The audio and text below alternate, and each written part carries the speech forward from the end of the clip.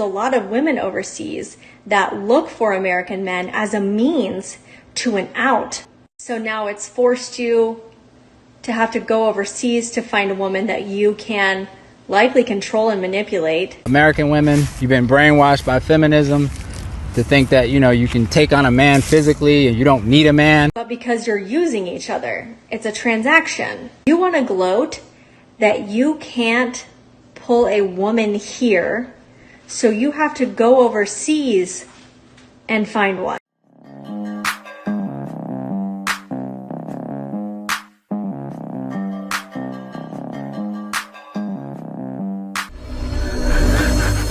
Hey guys, welcome back to More to Life. I'm not going to hold you. Let's get right into it.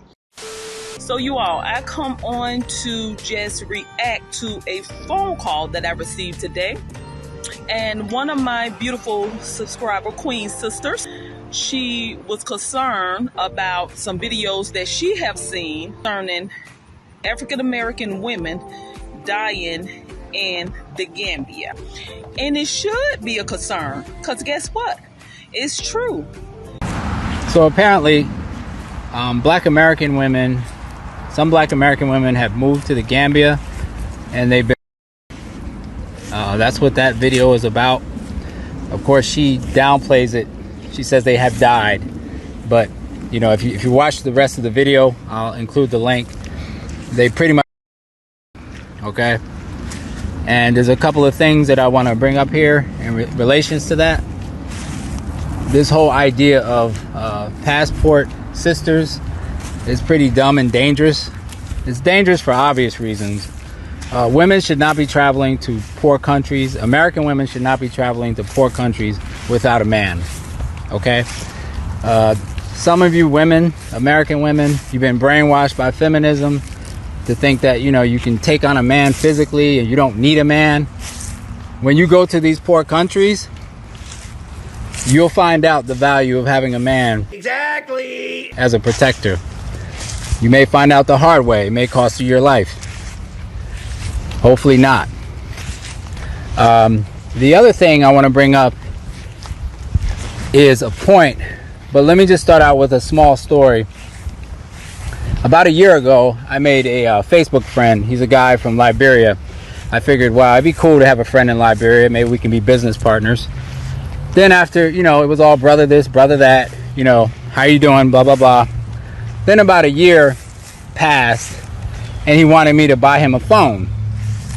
And I'm like, I'm not buying you a phone. And of course, after that, he just disappeared. There was no brother this or brother that. The reason why I bring that up is because I think a lot of black Americans who move to Africa lose sight of the fact that they mainly want you there to get your money, to get your resources. Because trust and believe, if I took 1 million unemployed black Americans and just dumped them into some black nation in West Africa, the locals would riot against them, just like they did in South Africa. In South Africa, they attacked other black immigrants who were there because they were a threat to their jobs. And these women, these black American women who moved to the Gambia, I think they kind of lost sight of that reality, that you're only welcome there to the degree to which they can get something out of you. I mean, I hate to say that. Another example is some of these countries, I believe, like, It's not only that, in these countries, the guys aren't playing. They're not dealing with that independent womanhood, that scream and shout and curse you out and belittle you.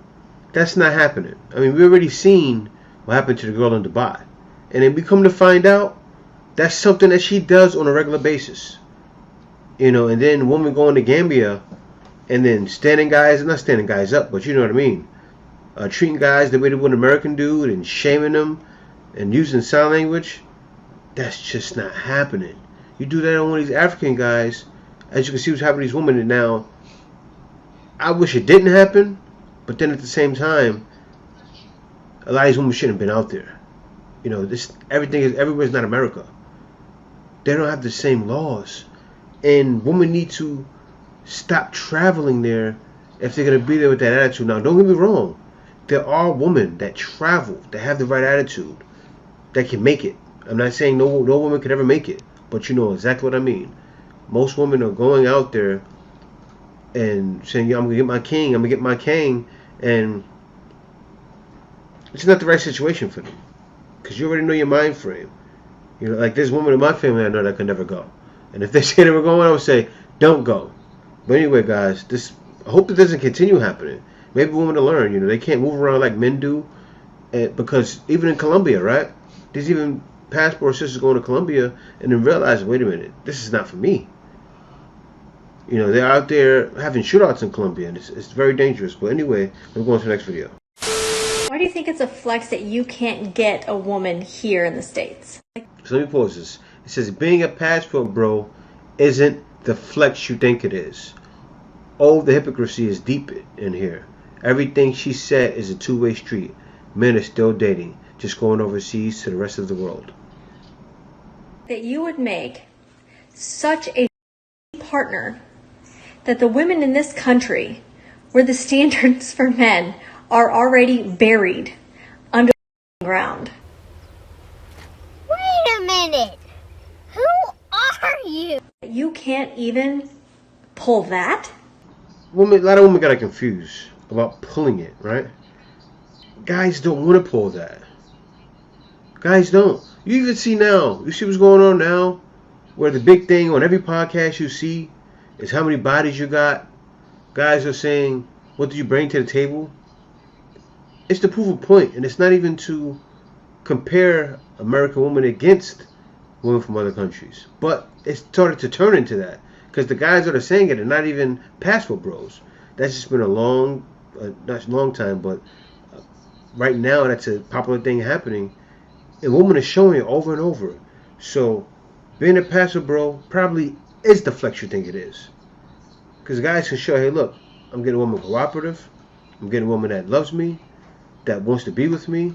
And some of these guys are taking women back. I know guys that have been back with the Filipinos and US for 10 years, 20 years. Still no problem. So what you going to say now? That's what you're gloating about? You want to gloat that you can't pull a woman here, so you have to go overseas and find one. Because I'm big and you're small, and I'm right and you're wrong. I think we all know what you're alluding to when you say going overseas.